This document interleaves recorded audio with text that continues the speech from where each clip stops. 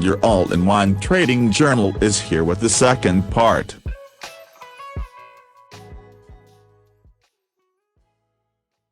Welcome back to the second video. This is going to be a quick one. Create a new sheet named Trades. Over here you will record your trades after placing them and getting the result of the trade. You just have to copy one of the analysis section and paste it here on the trades sheet page. Now, from here onwards, you just need to copy what I am doing. Feel free to pause or go back to see if you have missed something.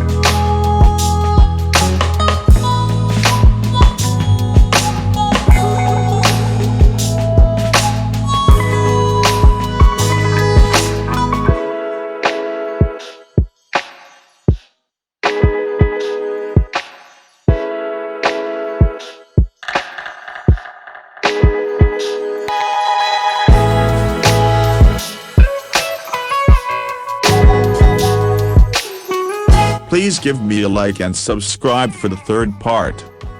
The third part will contain your trades from the trading platform you use, for example, MetaTrader 4 or 5.